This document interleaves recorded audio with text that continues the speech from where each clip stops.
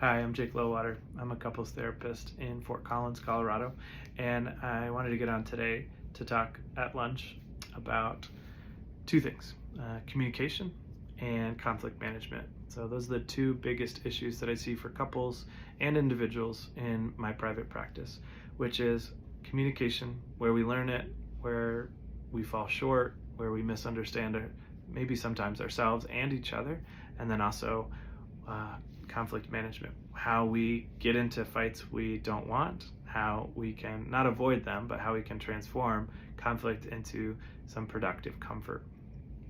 So, two things that I see oftentimes is the ways in which communication isn't working in a relationship, and then the ways in which fighting isn't resolving and isn't leading to a sense of reconciliation and repair.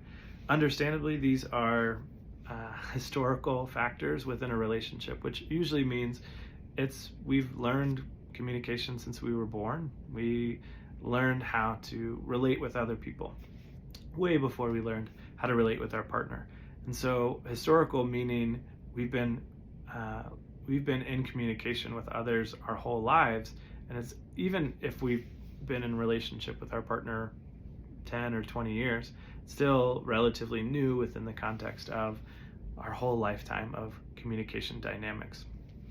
The other side is conflict management and how we learned either how to fight or how not to fight, how to move towards conflict or to move away from it.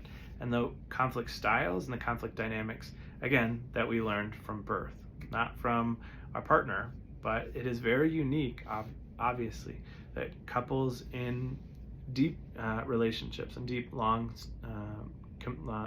committed relationships fight and misunderstand what those fights are about and where to get more resolution and repair and reconciliation. Communication dynamics are taught, which means they can be retaught, they can be relearned, they can be adaptive, and we can work on understanding what are communication strategies and ways in which to get through to our partner. Because there's a lot of noise, ultimately, whether it's within ourselves or within our relationships or our families or with our kids, that there's a lot of noise out there. And what we want to do is slow down communication to deeper understanding, to understand the thing that your partner has been saying for the last 5 or 10 years, to really get it, and to feel like, oh, well, this is how I've been feeling as well. That doesn't just happen. Couples come to me having had the same fight for the last 5 or 10 years or for the last 20 years. So something isn't working in terms of how they're communicating. What we do is assess those communication dynamics and work on introducing different strategies, different ways to communicate, different ideas, and reframing what communication looks like in a relationship. The other part of that is how you conflict. So how you fight or how you don't fight.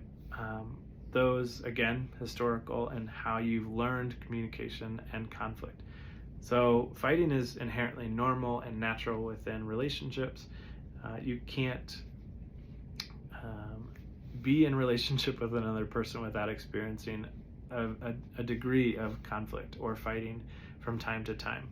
Couples that come to me that say, oh, we don't fight, is a red flag.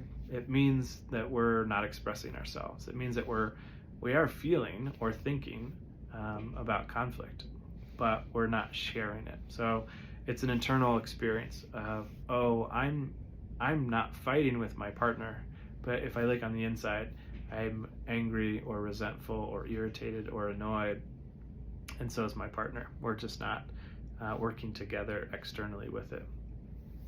So similar to communication, conflict styles are learned, they're adaptive, and the way we fight with our partner tends to be unique to our partnerships. So it's not like any other relationship we have, and I hear couples say that a lot, which is, I don't fight with anybody like this aside from my partner.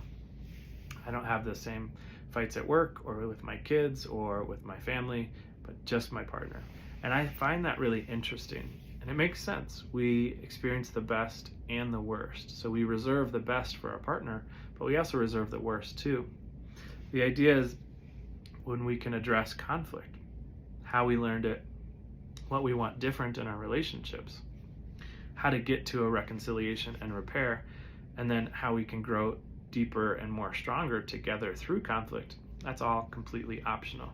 So when we think about conflict management, the way it tends to work, it's the way it's always been done. Again, the same fight for the last 10 or 20 years. What we do in couples therapy is give alternative suggestions, some different ideas, some different ways of being in conflict. And we also work on the healthy dynamics within conflict of what does fair fighting look like? What does unfair fighting look like? And then what is it that you're both wanting when it comes to conflict management and conflict resolution? All of that is what we talk about in couples therapy and more. So if any of those sound really interesting or you want to know more, feel free to click the button below to book your discovery call, where we can discuss your communication dynamics and your conflict management dynamics and see what relationship you could have that could look different.